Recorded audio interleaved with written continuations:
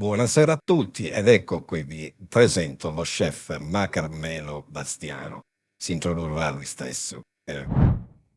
Salve a tutti, sono Carmelo Bastiano e ho una catena di ristoranti che si chiama Berichi Manci, creata col sudore della fronte e anche con tanta voglia di volontà e forza di volontà. Io sono una persona metodica e che tengo a tutto.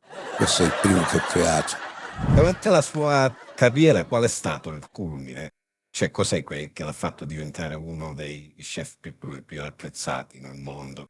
E anche che lo distingue dagli altri. Cos'è stata la particolarità, diciamo, di sta cosa? È stato lei o è il merito? Il mio vanto sono i premi che ho vinto, le medaglie, facendo le uova sode. Io sono un grande conoscitore di uova, di galline, ho un allevamento di galline intensivo. Le voglio bene, infatti le chiamo per nome, le accarezzo. E ho ricevuto diverse medaglie per questo lavoro. E questo rapporto con le galline, da dove viene? E la sua cucina e le sue ricette sono ricette particolari che ha trasmesso? Io ammiro i sacrifici che fanno le galline per ogni uovo che mi regalano. Ecco perché ho creato questa catena di ristoranti. Grazie a loro, ai loro sforzi per fare un uovo, cioè la sofferenza non si può capire. Meschine, i gallini che li canno a fare. Cioè per farlo si sforza, come quando noi andiamo in bagno. Cioè il mio primo ristorante è quello il mio orgoglio. All'inaugurazione ho fatto 450 uova sode. Certo, è un rapporto molto particolare lei che ha con le galline. Ed sono a conoscenza pure di un rapporto abbastanza particolare con una delle sue galline che si chiama Rosaria, mi sembra che si chiamasse. Mi può raccontare un po' questo rapporto? Io sono orgoglioso delle mie galline, poi c'è una in particolare, si chiama Rosaria, e lei ha un carattere particolare perché è affettuosa ma è anche antipatica. Certe volte va finta che fa l'uomo e mi caga a mano, perché Ida fa così, cioè mi piglia per fissa. Infatti molto spesso litighiamo. Io con lei c'ho un rapporto derivato dal fatto che lei mi guarda, io mi avvicino, non capisco, mi viene i piangere, poi ci rugno un cazzotto e lei mi becca. Diciamo che ho una dialettica molto forte, perché io mi nervosisco, mi fa sbobrire i miei... Cioè io lo so, cioè io infatti la metto accanto a me mentre cucino, a tavino e io devo italiana. Ma E come fa lei a tenere questo rapporto particolare con queste galline?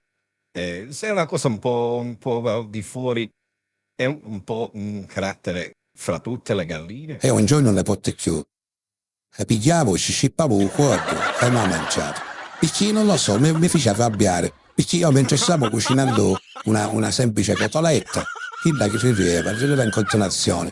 E ci sono stata finiscila, niente, ma aspettavo una cucina, cucinavo, i patatine e mi ha mangiato. Ma quindi cos'è successo? Lei l'ha fatta macellare da qualcuno? Ha avuto il coraggio lei stesso di, diciamo, di farla finire, insomma, sul piatto? Sul piatto. E allora mi ci avvicinavi per vedere, afferravo e ci disse Rosalia, tu hai finito ora di non fare le uova. Perché dopo i sutta, e ci metteva mani sutta. Ma che mi diceva la caccina, schifo io. Cioè, e ci disse, non lo devi fare più, si baissasa sì. Perché io poi mi nervosisco, perché io la sode, ci ho vinto premi, quante medaglie ci ho vinto. Tante uova sode, quanto ne hai fatto? Che poi fu un errore, perché io mi lasciavo, voleva fare con la cocca. Io squillavo all'acqua bollente e mi vendo l'uovo solo. Dice io quando ho 102 anni, questa forma.